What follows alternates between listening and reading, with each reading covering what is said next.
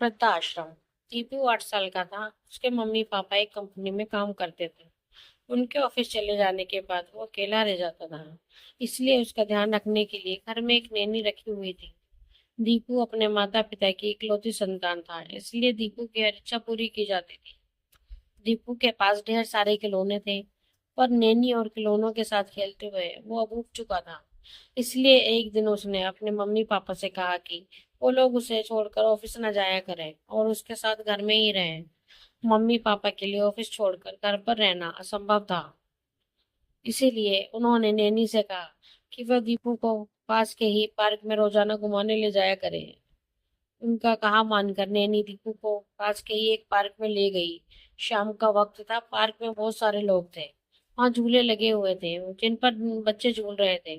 दीपू भी उन सब बच्चों के साथ झूलने लगा। झूलते हुए एक बच्चा अचानक ही झूले से गिर गया और रोने लगा। उसको रोता देख उसकी दादी उसके पास आई और उसे गोद में उठाकर चुप कराने लगी। बच्चे को चुप कराने के लिए उसकी दादी ने पार्क में ही खड़े आइसक्रीम वाले से आइसक्रीम भी दिलवा दी। बच्चा चुप हो गया। नैनी ने भी दीपू को आइसक्रीम दिलवा दी। दीपू बहुत जो देर से उस बच्चे को और उसकी दादी को देख रहा था। वो बच्चा फिर से दीपू के बगल में आकर झूलने लगा। ये तुम्हारी नैनी है? दीपू ने उस बच्चे से पूछा। नहीं, वो मेरी दादी है। मुझे बहुत प्यार करती है, उस बच्चे ने कहा और भागकर अपनी दादी के पास चला गया। दीदी, आपकी भी दादी है? दीपू ने अपनी नैनी से पूछा।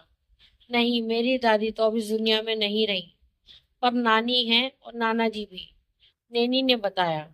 फिर दीपू और नैनी घर आ गए। रात को दीपू के मम्मी पापा घर आए तो दीपू ने उनके सामने एक अजीब सी जिद रख दी। वो कहने लगा कि मुझे दादा दादी, नाना और नानी चाहिए। उन उसके मम्मी पापा उसकी बात सुनकर चौंक गए।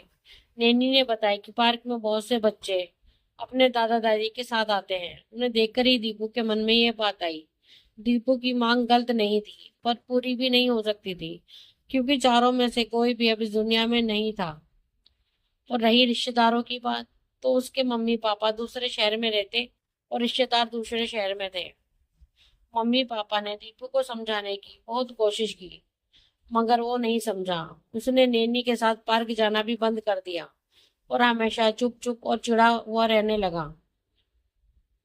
दीपू की ऐसी हालत देखकर उसके पापा को एक उपाय सूझा। चलो, आज हम दादा दादी, नाना नानी सबसे मिलेंगे, दीपू के पापा ने कहा। दीपू बहुत खुश हुआ और फिर उसके मम्मी पापा उसे एक वृद्धाश्रम ले गए। दीपू को देखकर वृद्धाश्रम में मौजूद लोग बहुत खुश हुए। उन्हें दीपू के रूप में एक पौधा मिल गया था और दीपू को दादा दादी। दीपू सभी के साथ खूब खेलता रहा। फिर वो लोग हर संडे शाम को वृद्धाश्रम के लोगों से मिलने जाने लगे। दोस्तों, आपको ये कहानी कैसी लगी? अगर अच्छी लगी है तो प्लीज हमारे चैनल को लाइक और सब्सक्राइब करें और बेल आइकन दबाना ना भूलें। धन्यवाद।